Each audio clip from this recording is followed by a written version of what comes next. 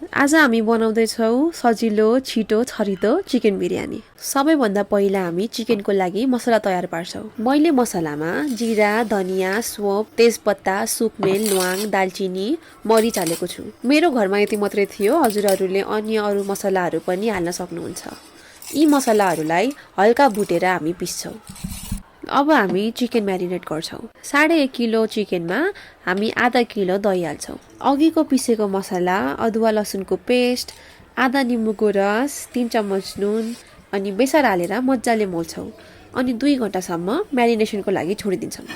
केही समयपछि आधा घण्टाको लागि 3 कप बासमती चामल भिजाउँछौँ। अब हामी थोरै तेल हालेर एउटा भाँडामा प्याज पकाउँछौँ अनि अघिको म्यारिनेट गर्न राखेको मासु हालेर 30-35 मिनट जति मजाले मिडियम हिटमा पकाउँछौँ।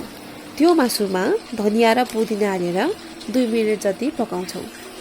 अब हामी एउटा ठुलो भाँडामा पानी, नपिसेको मसला अनि नुन हालेर चामल पकाउँछौँ।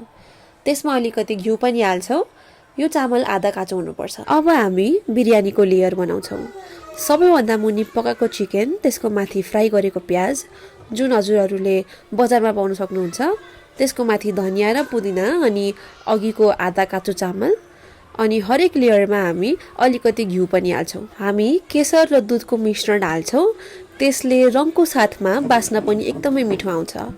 अन्त्यमा 1 कप पानी हालेर मजाले बास्ना बाहिर जान नदिने गरी एल्युमिनियम पेपर, कपडा र ढक्कन लगाउँछौँ अनि मिडियम आगोमा 10 मिनट जति पकाउँछौँ अनि अर्को 10 मिनट यत्तिकै बन्द गरेर छोडिदिन्छौँ।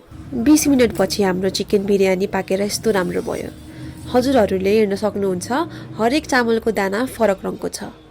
पस्किँदाखेरि मुनिको चिकन र माथिको फर्र परेको चामल हाल्न नभुल्नुहोला। यदि यो भिडियो मन परेमा लाइक, शेयर, कमेन्ट अनि सब्सक्राइब गर्न नभुल्नुहोला। See you next time.